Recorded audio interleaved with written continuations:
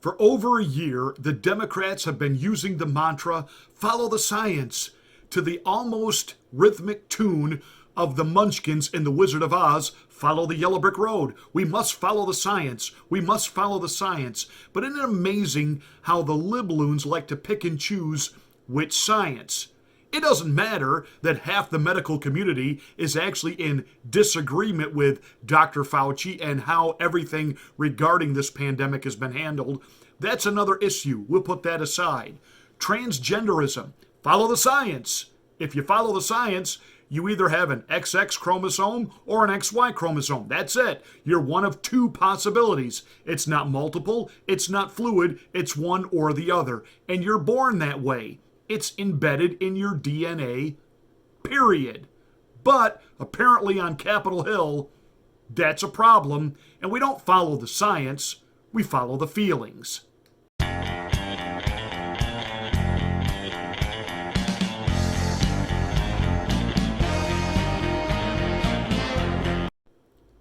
Congresswoman Representative Marjorie Taylor Greene, Georgia, is facing sharp criticism because she posted on her wall right outside her office door this sign which says science.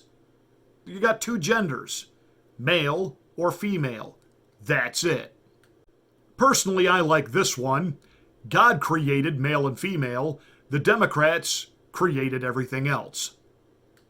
What drew such sharp criticism and was quickly attacked and caused Twitter to go into meltdown mode was this was seen as an antagonistic attack by Marjorie Taylor Greene, because right across the hall from her is Illinois Representative Marie Newman, who has a transgender child.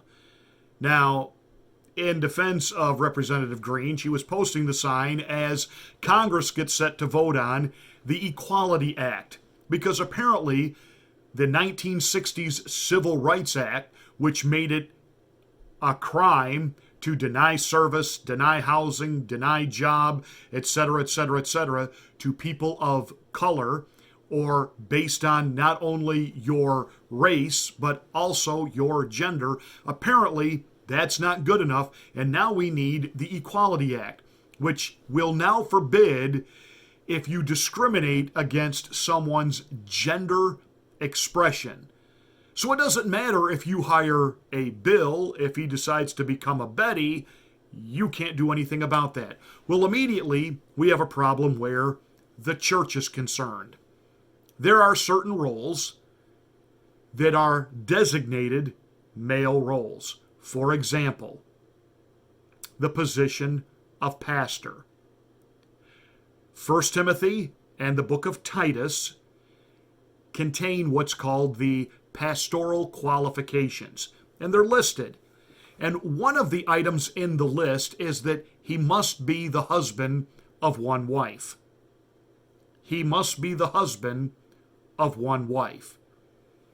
Now, you can argue, you can explain to me that the church should be a little bit more progressive, but in that sense, biblically speaking, the Bible is emphatically clear. It's not a gray area. It's not one of those verses that you can look at and maybe take one of two ways, or as a Jewish rabbi said to me many years ago, show three rabbis a verse, you're going to get six interpretations. I thought that was actually very clever and very funny.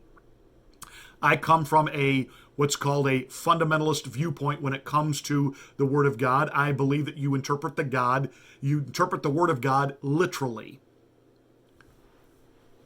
When it says the pastor shall be the husband of one wife, that's clear. That's not saying women cannot serve in the church, and I'm not going to get into that argument. So, a church has a pastor. The pastor decides he's conflicted because in actuality, he's a woman. And now he wants to change and be that accordingly. Well, again, the problem there is now you have the government saying, you can't let him go. You can't do it. It's a violation. yeah, but I've got a situation here, biblically, doesn't matter. So this insanity where we're saying, follow the science, but only follow, and I'm sorry, it's really coming down to be science fiction. Because now you have an individual who is before the Senate to be confirmed as the Assistant Secretary of Health. Dr. Rachel Levine, who used to be Richard. Dr. Rachel Levine would be the first transgender presidential cabinet appointee. And facing some tough questions right now regarding a controversial procedure called hormone blocking or puberty blocking. In other words, Rachel wants to deny children, young people, the ability to go through puberty, that they should be given puberty blockers until such time they tell us what gender they are. Wait, what? Again, what happened to follow the science? XX, XY. It's really not any more complicated than that. I know the liberals and the progressives want to make this a thing, and they want to make us sound that we are somehow awful and bigoted if we don't go along with this delusion. But in actuality, this is a horrid thing to do to a child. Children who are still growing and developing and changing opinions, and one day they like ice cream and the next day they can't stand it, and now we're going to let children determine their own gender.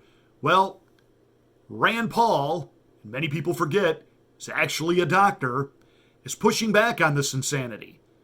And he shared with Rachel Ritchie exactly what he thought of this proposal by Dr. Levine that children be given puberty blockers.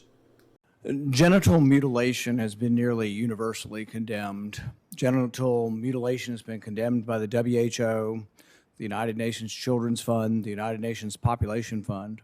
According to the WHO, genital mutilation is recognized internationally as a violation of human rights. Genital mutilation is considered particularly egregious because, as the WHO notes, it is nearly always carried out on minors and is a violation of the rights of children. Most genital mutilation is not typically performed by force, but as WHO notes, that by social convention, social norm, the social pressure to conform, to do what others do and have been doing, as well as the need to be accepted socially and the fear of being rejected by the community. American culture is now normalizing the idea that minors can be given hormones to prevent their biological development of their secondary sexual characteristics. Dr. Levine, you have supported both allowing minors to be given hormone blockers to prevent them from going through puberty, as well as surgical destruction of a minor's genitalia. Like surgical mutilation, hormonal interruption of puberty can permanently alter and prevent secondary sexual characteristics. The American College of Pediatricians reports that 80 to 95% of prepubertal children with gender dysphoria will experience resolution by late adolescence if not exposed to medical intervention and social affirmation. Dr. Levine, do you believe that minors are capable of making such a life-changing decision as changing one's sex? Well, Senator, thank you for your interest in this question. Transgender medicine is a very complex and nuanced field with robust research and standards of care that have been developed. And if I am fortunate enough to be confirmed as the Assistant Secretary of Health, I would look forward to working with you and your office and coming to your office and discussing the particulars of the standards of care for transgender medicine. The specific question was about minors. Let's be a little more specific since you evaded the question. Do you support the government intervening to override the parent's consent to give a child puberty blockers, cross-sex hormones, and/or amputation surgery of breasts and genitalia? You have said that you're willing to accelerate the protocols for street kids. I'm alarmed that poor kids with no parents who are homeless and distraught you would just go through this and allow that to happen to a minor. I would hope that you would have compassion for Kira Bell, who's a 23-year-old girl who was confused with her identity. At 14, she read on the internet about something about transsexual. She thought, well, maybe that's what I am. She ended up getting these puberty blockers, cross-sex hormones. She had her breasts amputated. But here's what ultimately she says now. And this is a very insightful decision from someone who made a mistake but was led to believe this was a good thing by the medical community. I made a brash decision as a teenager, as a lot of teenagers do, trying to find confidence and happiness, except now the rest of my life will be negatively affected, she said, adding that the medicalized gender transitioning was a very temporary, superficial fix for a very complex identity issue. What I'm alarmed at is that you're not willing to say absolutely minors shouldn't be making decisions to amputate their breast or to amputate their genitalia. For most of our history, we have believed that minors don't have full rights and the parents need to be involved. So I'm alarmed that you won't say with certainty that minors should not have the ability to make the decision to take hormones that will affect them for the rest of their life. Will you make a more firm decision on whether or not minors should be involved in these decisions? Senator, transgender medicine is a very complex and nuanced field, and if confirmed to the position of Assistant Secretary of Health, I would certainly be pleased to come to your office and talk with you and your staff about the standards of care and the complexity of this field. Let it go into the record that the witness refused to answer the question. The question is a very specific one. Should minors be making these momentous decisions? For most of the history of medicine, we wouldn't let you have a cut sewn up in the ER, but you're willing to let a minor take things that prevent their puberty, and you think they get that back? You give a woman testosterone enough that she grows a beard, you think she's going to go back looking like a woman when you stop the testosterone? You have permanently changed them. Infertility is another problem. None of these drugs have been approved for this. They're all being used off-label. I find it ironic that the left that went nuts over hydroxychloroquine being used possibly for COVID are not alarmed that these hormones are being used off-label. There's no long-term studies. We don't know what happens to them. We do know that there are dozens and dozens of people who've been through this who regret that this happened and a permanent change happened to them. And, you know, if you've ever been around children, 14-year-olds can't make this decision. In the gender dysphoria clinic in England, 10% of the kids are between the ages of 3 and 10. We should be outraged that someone's talking to a 3-year-old about changing their sex. I can't vote for you if you can't. Thank you so much, Senator Paul. Senator Levine, thank you for answering the question. I will turn to Senator Baldwin. You know, the most awesome, awe-inspiring, and incredible of all of God's creation is human life. It has inspired songwriters, poets, authors, artists to draw, to depict, to photograph, to talk about, to preach about, to write stories about. The human saga, male, female, the vantage points, the appreciation of each and what each brings to the table in relationship to the other. And now we're going to absolutely, with the stroke of a pen and just some type of feel-good insanity, do away with all that and create nothing but mass confusion, participate in mass delusion, and never will they report on the thousands, the tens of thousands of people who have mutilated their bodies, have regretted it, and then died through suicide.